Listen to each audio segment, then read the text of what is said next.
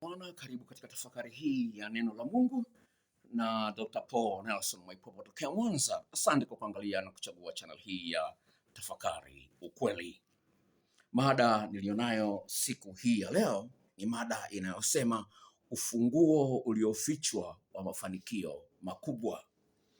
Ufunguo uliofichwa wa mafanikio makubwa.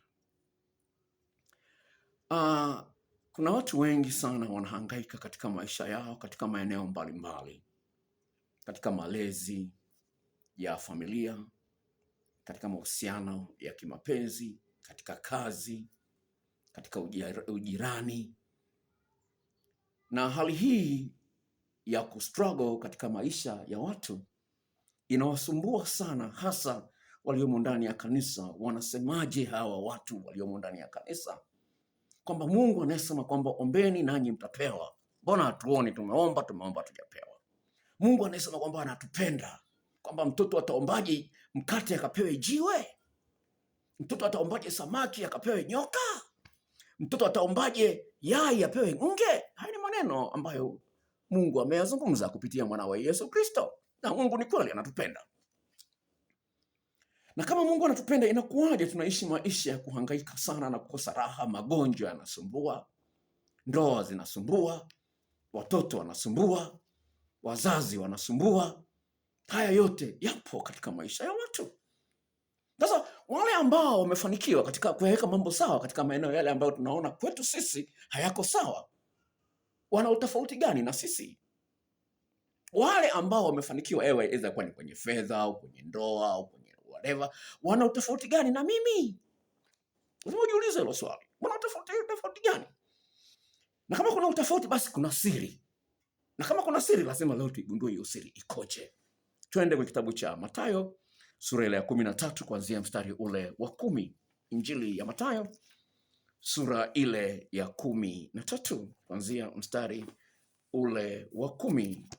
Injili iliyoandikwa na Mathayo mtakatifu sura ile ya 13. Sikiliza maneno ya Bwana kuanzia mstari ule wa 10.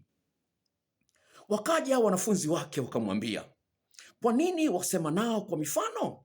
Yesu akajibu akawaambia, ninyi mmejaliwa kuzijua siri za ufalme wa mbinguni, bali wao hawakujaliwa. Kwa maana yeyote mwenye kitu atapewa, naye atazidishiwa tele.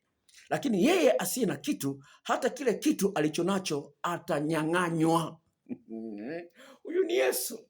Anasema hivi, kuna mtu aliye na kitu ataongezewa awe tajiri zaidi. Na yule asiye na kitu lakini anajifanya anacho, hata kile alichonacho atanyang'anywa. Sasa unaona Bwana Yesu, wanafunzi wake wakamuuliza, imekuwaje unapenda kuongea kwa mifano? Anasema hivi, nyinyi mmejaliwa kuzijua siri za ufalme wa Mungu.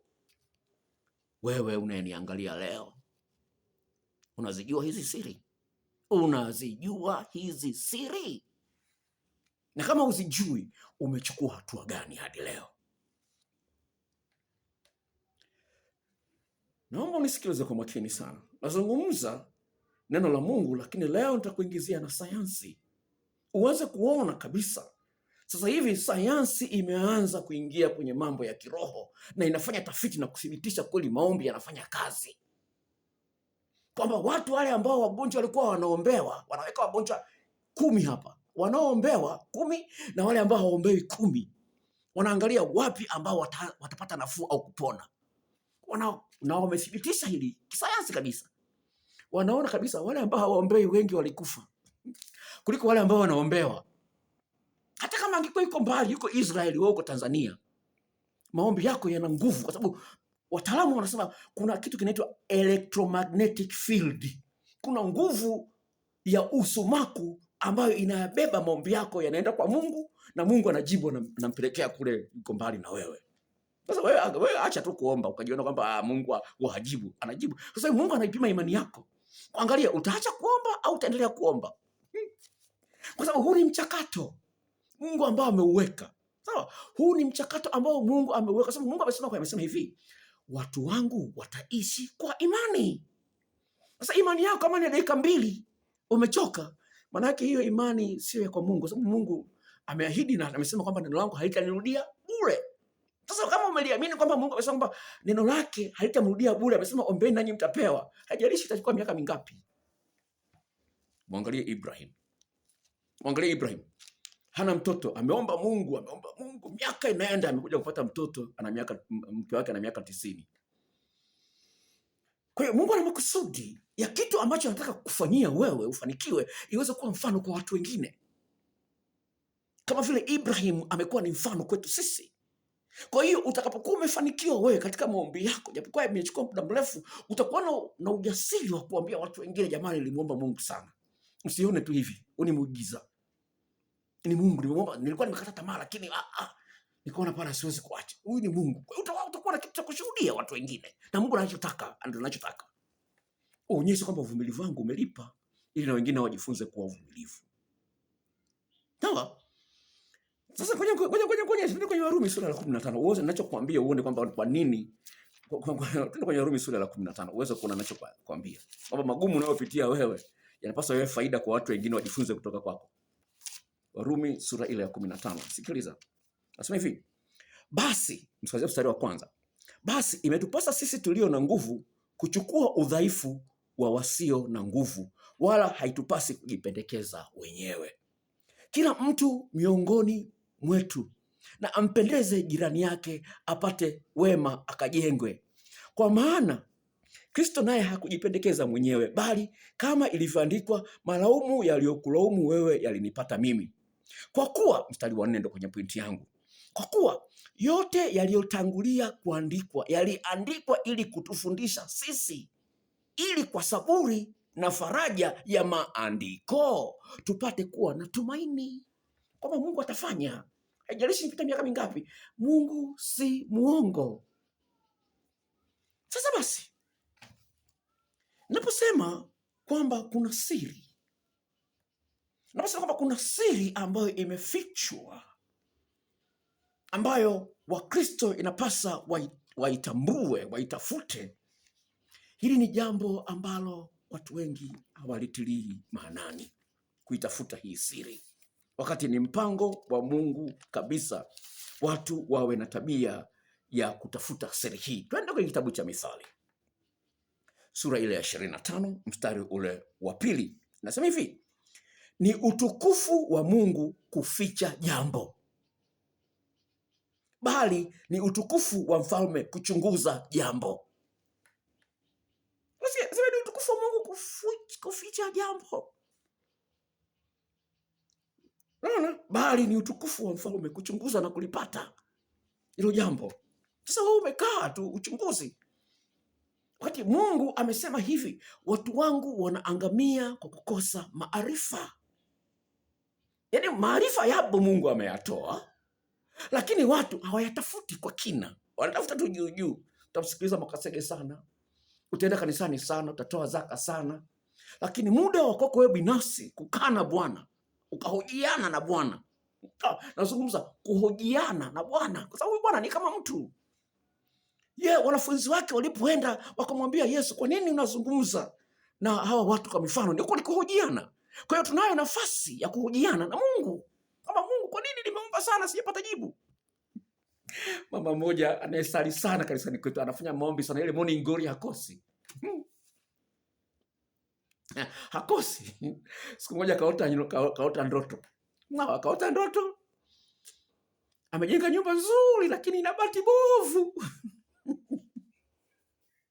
Leo tena kaota ndoto nyingine. Kamwombea mtu, nyoka ikatoka, lakini kichwa kikabakia ndani yake mle ndani. Ananipigia simu, ananiambia, bwana dokta, hebu niambie ndoto ina maana gani? Nikamwambia hivi, unakumbuka Hawa alipokula tunda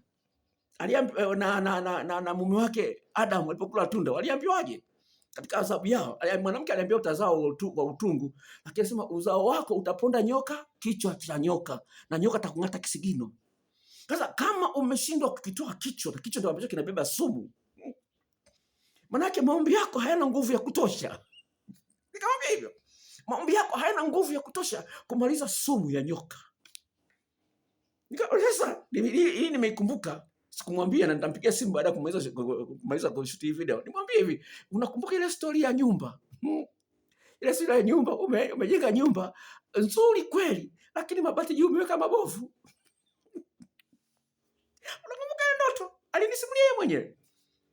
Kwa hiyo unaweza kufanya mambo mazuri mengi sana, lakini kuna kitu kidogo inaweza kukuponza, kwa sababu huna muda wa kukaa na kuhojiana na Bwana.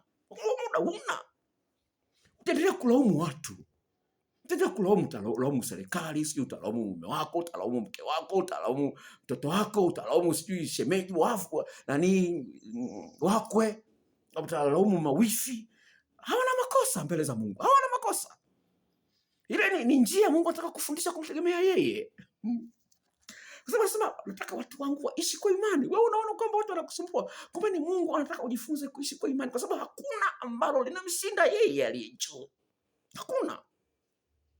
Kwa hiyo Yesu anawaambia kwamba kuna siri za ufalme ambazo nyinyi mmepewa, lakini wengine hawakupewa. Sasa na wewe unakuuliza, wewe unazijua hizo siri? Siri ya kwanza, twende kwenye kitabu cha Isaya 55. Isaya 55. Wakristo wengi wameipotezea hii ishara ambayo ni siri ya kuonyesha wewe uko na Bwana au uko na Bwana. Kwamba umemwacha Mungu au hujamwacha Mungu. Twende Isaya 55. Kuanzia mstari wa 12. Nasema hivi. Labda nianze jamani. Labda neno la Mungu ni tamu sana. Labda nianze mstari wa 8. Mungu anasema hivi: maana mawazo yangu si mawazo yenu, wala njia zenu sio njia zangu, asema Bwana. Kwa maana kama vile mbingu zilivyo juu sana kuliko nchi, kadhalika njia zangu zi juu sana kuliko njia zenu, na mawazo yangu kuliko mawazo yenu. Maana kama vile mvua ishukavyo na theluji kutoka mbinguni, wala hairudi huko, bali huinyweshea ardhi na kuizalisha na kuichipuza, ikampa mtu apandaye mbegu na mtu alaye chakula, ndivyo itakavyokuwa neno langu litokalo katika kinywa changu. Halitanirudia bure, bali litatimiza mapenzi yangu. Sio mapenzi yako wewe. Hilo neno litatimiza mapenzi ya Mungu, sio mapenzi yako wewe, sawa? Nalo litafanikiwa katika mambo yote ninalolituma likafanye. Maana, sasa sikiliza pointi inakuja hapo, pointi yangu. Maana mtatoka kwa furaha, mtaongozwa kwa amani. Mbele yenu milima na vilima vitatoa nyimbo, na miti yote ya kondeni itapiga makofi. Badala ya michongoma utamea msonobari, na badala ya mbigili mahadesi. Jambo hili litakuwa la kumpatia Bwana jina na utukufu. Litakuwa ishara ya milele isiyokatiliwa mbali. Furaha yako ndani ya Bwana. Furaha yako kuhusu wema wa Bwana, uzuri wa Bwana ndani yako. Hicho ndio kitu ambacho sayansi imethibitisha kina nguvu ya kukuletea mafanikio. Ndio siri ninayokuambia. Unapokuwa huna furaha kwa sababu mume wako anachepuka, wewe unaona una haki ya kutokuwa na furaha. Mume wangu anachepuka, tena amekiri kabisa kwamba anachepuka, anasema lakini ilikuwa ni shetani tu. Mke wako kweli anachepuka, kaenda kamnyonya mwanaume mwingine. Ni kweli na umeifikiria, lakini unampenda, utaki ndoa ivunjike. Una maumivu, lakini huna furaha. Sikiliza sasa, usianze kunipiga mawe. Mke wangu akichepuka, siwezi kuwa na furaha. Biblia inasema kwamba mshukuruni Bwana. Biblia inasema mshukuruni Bwana kwa kila jambo, tena furahini siku zote. Hebu twende kwenye Wathesalonike. Wathesalonike wa kwanza sura ya 5. Mshukuru mke wako kachepuka, mshukuru tu Mungu. Mungu asante kwa mke wangu kuchepuka. Nimejua kwamba tatizo langu ni mimi, nawahi kumaliza. Haleluya. Wathesalonike wa kwanza sura ya 5. Haya. Wathesalonike wa kwanza sura ile ya 5. Mstari wa 16 hadi ule wa 19. Sikiliza. Furahini siku zote. Ombeni bila kukoma. Shukuruni kwa kila jambo, maana hayo ni mapenzi ya Mungu kwenu katika Kristo Yesu. Msimzimishe roho, msitweze unabii. Jaribuni mambo yote, shikeni lilo jema, jitengeni na ubaya wa kila namna. Nasema hivi, furahini siku zote, ombeni bila kukoma, shukuruni kwa kila jambo, maana hayo ni mapenzi ya Mungu. Hukuwa unamwombea mke wako bila kukoma, umekosea, ni dhambi. Mungu anakuweka sawa. Hukuwa unamwombea mume wako bila kukoma, Mungu anakuweka sawa. Wewe unamwombea tu siku moja moja, mpaka akiwa anaumwa ndio unakumbuka kumwombea kwa bidii. Akiwa anaumwa unaogopa sije akafa. Mtoto wako kuombea unapata shida sana. Yaani mpaka wewe naumwa ndio unamwombea. Siku nyingine mpaka wewe naumwa ndio unaomba kwa bidii kweli. Sasa kachepuka, unasema hapana daktari, hili siwezi kusamehe. Mtu mwingine akasema, daktari, natamani mume wangu afe. Natamani mume wangu afe, anavyonitesa. Ukristo bwana. Sasa mshukuru. Sasa tuende kwenye pointi nyingine. Anasema hivi, hii ndio itakuwa ishara ya milele. Kwa maana nini gani? Kwa sababu kwenye Zaburi ya 16 mstari wa 11 inasema uweponi pa Bwana pana furaha. Yaani kwenye Zaburi ya 16 unapokaa na Bwana, na Bwana amesema kama sitakuacha wala sitakupungukia. Haleluya. Bwana amesema sitakuacha wala sitakupungukia. Sasa wewe umepungukiwa na nini? Nitakuonyesha ulipopungukiwa. Zaburi ya 16 mstari ule wa 11. Utanijulisha njia ya uzima, mbele za uso wako ziko furaha tele, na katika mkono wako wa kuume mna mema ya milele. Sasa hivi mbele za uso wako ziko furaha tele. Sasa Biblia ya Kiingereza inasema hivi, in your presence there is fullness of joy. Haipungui kama ni glasi imejaa maji mpaka juu. Kama ni glasi imejaa maji mpaka juu, hata watu wapige kelele namna gani, glasi bado maji yamejaa. Haleluya. Na Mungu kuthibitishia kwamba kweli amekukubali na yuko pamoja na wewe kweli, anakupa furaha. Ndio ishara ambayo Mungu amezungumza. Tunaipata tena hiyo kwenye Zaburi ya 45. Uweze kuona hii ishara inathibitishwa tena. Tumeiona kwenye Isaya, lakini kwenye Zaburi ya 45 na vile vile inathibitishwa hapo vile vile. Haya, Zaburi ya 45 mstari ule wa 6 hadi ule wa 7 inasema hivi, kiti chako cha enzi Mungu ni cha milele na milele, fimbo ya ufalme wako ni fimbo ya adili. Umeipenda haki, umeichukia dhuluma. Kwa hiyo Mungu wako amekupakaa mafuta ya furaha kuliko wenzako. Unasikia? Narudia tena mstari ule wa 7. Zaburi ya 45 mstari wa 7 nasema umeipenda haki, umeichukia dhuluma. Kwa hiyo Mungu wako amekupakaa mafuta ya furaha kuliko wenzako. Yaani una furaha kuliko wazidi wengine kama mimi. Sasa naomba sikilize. Nazungumza hiki kitu kinawezekana kabisa, kwa sababu sizungumzi hadithi za paka na panya. Mwaka 2015, nikupe story ya kweli. Mwaka 2015 ofisi yangu iliungua moto. Jengo la Nyanza, unalifahamu jengo la Nyanza? Ikatoka mpaka kwenye gazeti na TV. Ofisi yangu iliungua moto. Sasa mimi nilikuwa sipo, nilikuwa nimetoka, nimeenda lunch. Narudi nakuta gari la zimamoto liko pale, watu wamejaa tele, makamera ya TV yako pale na waandishi wa habari. Sasa mimi niko nacheka.